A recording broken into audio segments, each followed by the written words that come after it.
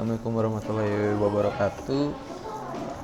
Kali ini saya Pepi Munawir Hafid akan menjelaskan tentang materi sejarah Indonesia kelas 11. Materi kita sekarang adalah proses awal kedatangan bangsa Barat. Kedatangan bangsa Barat ini ke Indonesia akan menjadi dasar sebagai fondasi lahirnya kolonialisme dan imperialisme dari bangsa Barat terhadap bangsa Nusantara atau bangsa Indonesia.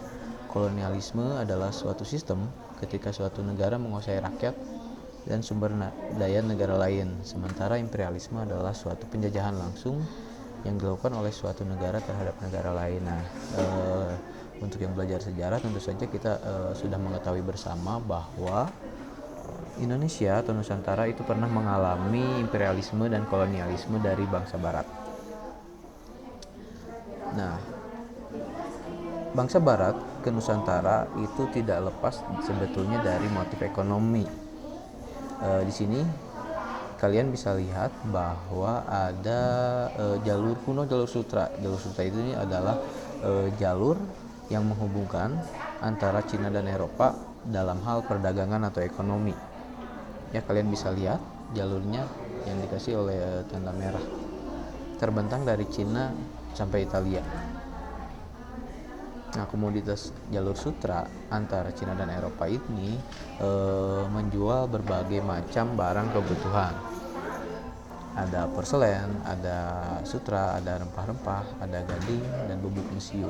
Orang Eropa itu sangat tergantung kepada rempah-rempah pada waktu itu. Tergantung pada rempah-rempah yang dihasilkan oleh bangsa-bangsa Asia untuk kebutuhan mereka di Eropa.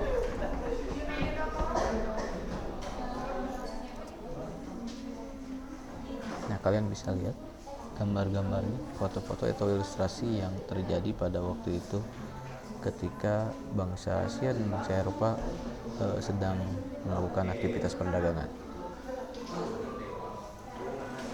Ini adalah peta Eropa pada waktu itu, terutama peta kerajaan Romawi.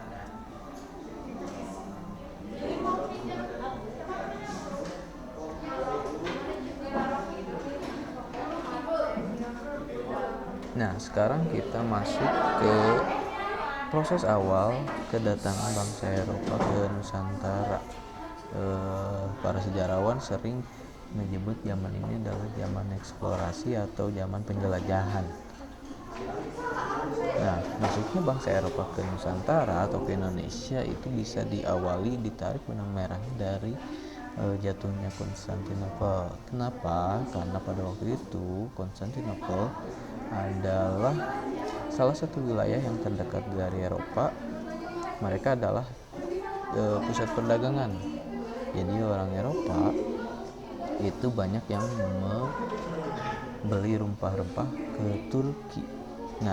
Ketika Konstantinopel runtuh karena waktu itu perang salib, bangsa Eropa kalah oleh orang Islam, Konstantinopel dikuasai Turki dan ditutup dari kedatangan orang-orang bangsa Eropa. Artinya dengan runtuhnya Konstantinopel ini, bangsa Eropa menjadi harus mencari rempah-rempah ke sumber aslinya karena sudah mereka tidak dapatkan lagi di Konstantinopel.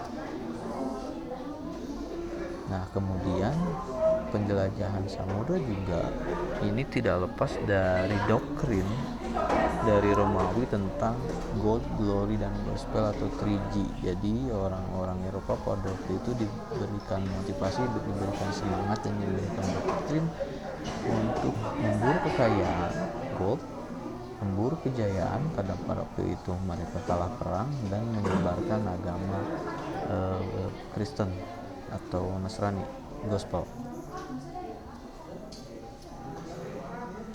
Karena tadi jatuhnya Konstantinopel, kemudian berbekal dari kisah perjalanan Marco Polo, seorang penjelajah asal Italia yang berhasil puluhan tahun mereka menjelajah ke Asia, sehingga catatan atau jurnal perjalanannya itu membantu orang-orang Eropa pada saat itu untuk bisa mencapai Asia atau Nusantara atau negara-negara penghasil rempah-rempah.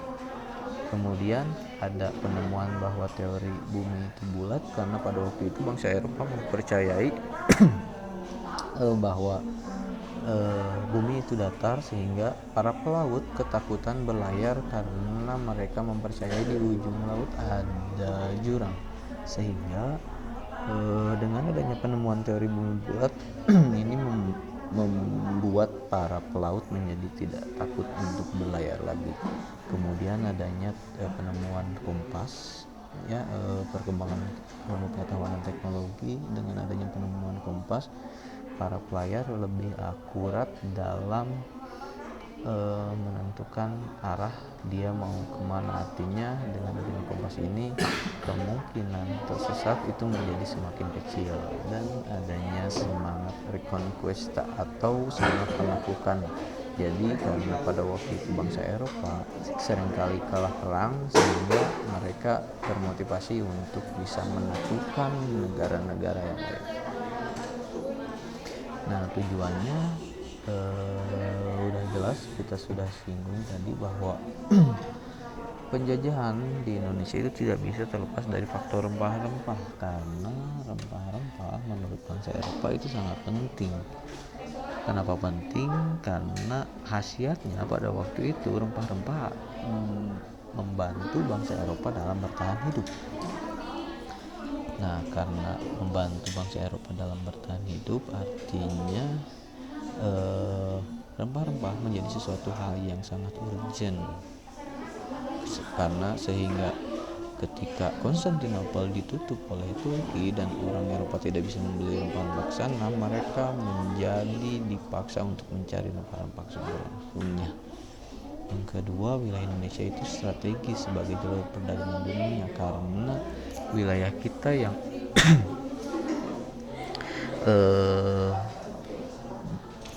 terdiri dari banyaknya laut, banyaknya pusat-pusat pelabuhan, perdagangan, itu menjadikan orang Eropa untuk merasa bahwa Indonesia ini sangat-sangat strategis.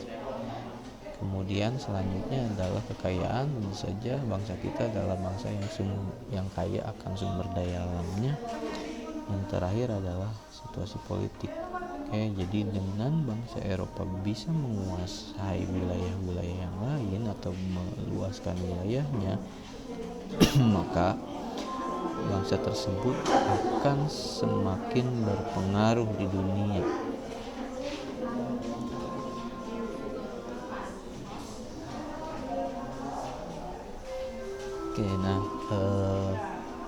Untuk saat ini mungkin sementara itu saja yang bisa Bapak sampaikan tentang proses awal bagaimana bangsa Eropa bisa mencapai Nusantara yang pada akhirnya akan melahirkan kolonialisme dan imperialisme. Itu saja, mohon maaf apabila ada kesalahan. Assalamualaikum warahmatullahi wabarakatuh.